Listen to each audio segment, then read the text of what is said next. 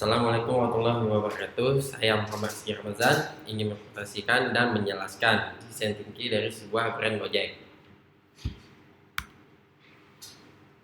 Gojek sebelumnya ditulis Gojek, merupakan sebuah perusahaan teknologi asal Indonesia yang melayani angkutan melalui jasa ojek. Perusahaan ini didirikan pada tahun 2010 di Jakarta oleh Nadiem Makarim. Saat ini, Gojek telah tersedia di 50 kota di Indonesia. Hingga bulan Juni 2016, aplikasi Gojek sudah diunduh sebanyak hampir 10 juta kali di Google Play pada sistem operasi Android dan telah tersedia di App Store. Gojek juga mempunyai layanan pembayaran digital yang bernama GoPay. Selain di Indonesia, layanan Gojek kini telah tersedia di Thailand, Vietnam, dan Singapura. Dari gambar berikut, hal apa yang dapat kita simpulkan untuk lebih memudahkan penjelasan dari gambar tersebut? Mari kita tarik 2W 1H. 1. Watt. Banyak orang yang kesulitan untuk mengakses transportasi umum. Kemudian, susahnya orang untuk mengakses transportasi umum ke jalan-jalan non-protokol. Poin kedua, why. Yang pertama ada tidak semua orang mau membawa kendaraan pribadi. Selanjutnya, tidak semua transportasi umum dapat menjemput dan mengantar sesuai keinginan pengguna. Poin ketiga ada how. Yang pertama, orang tidak perlu membawa kendaraan pribadi. Yang kedua, orang-orang bisa kemanapun dengan biaya murah. Kemudian, orang-orang bisa memesan transportasi melalui smartphone. Empathize map. Yang pertama, pikirkan dan rasakan. Kemudian, orang dapat mempersingkat waktu dalam perjalanan. Selanjutnya, orang dapat menggunakan transportasi yang efektif dan efisien. Poin kedua, dengar. Banyak orang malas untuk membawa kendaraan pribadi. Kemudian, banyak orang tidak mempunyai banyak waktu untuk mengendarai kendaraan pribadi. Poin ketiga, lihat. Yang pertama, orang ingin melakukan perjalanan dengan mudah dan cepat. Yang kedua, meminimalisir untuk membuang waktu pada saat perjalanan. Poin keempat, katakan dan lakukan. Bekerja sama dengan mitra untuk menjadi driver melakukan transaksi dengan metode cashless sehingga mempermudah transaksi. Poin kelima, hindari adanya problem pada fitur yang merugikan pelanggan pada saat yang penting. Selanjutnya, server down. Yang keenam, impikan.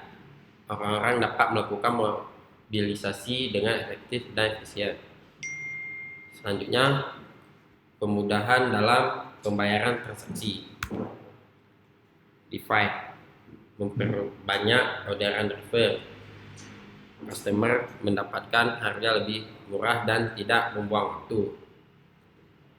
Kemudian, mengurangi kemacetan dengan driver menggunakan transportasi pribadi. Pertama, user. Semua orang yang mempunyai waktu yang minim. Yang kedua, ada need. Melakukan mobilisasi dengan cepat dan mudah. Kemudian, transaksi pembayaran yang mudah dan dapat menggunakan cashless. Yang ketiga, ada insight. Penyesuaian titik jemput. Kemudian, tampilan aplikasi yang menarik. Selanjutnya, memperbanyak fitur baru yang dapat memudahkan pelanggan. Chat. Ide dari aplikasi Gojek ini sangat user friendly. Dengan mudahnya pengguna dapat mengakses dan meregister akunnya, memperluas jaringan seluruh pelosok Indonesia, kemudian melakukan ekspansi ke negara lain. Prototipe berikut merupakan gambaran prototipe dari aplikasi Gojek. Aplikasi Gojek dapat di-download melalui Google Play ataupun App Store. Kemudian aplikasi menawarkan banyak fitur. Teks. Pengaplikasian Gojek dengan mudahnya dapat digunakan oleh berbagai kalangan user. Yang pertama, problem validation. Banyak orang yang tidak mempunyai waktu untuk membawa kendaraan pribadi. Banyak orang yang ingin melakukan transaksi lebih cepat dan mudah. Poin kedua, market validation.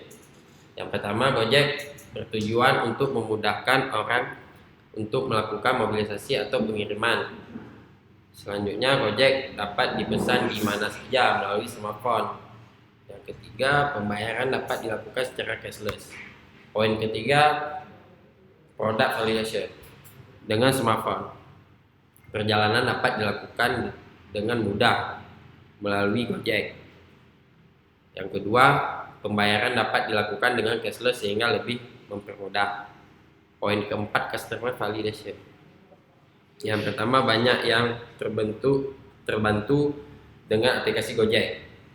Yang kedua, pembayaran yang menggunakan cashless dapat mempermudah.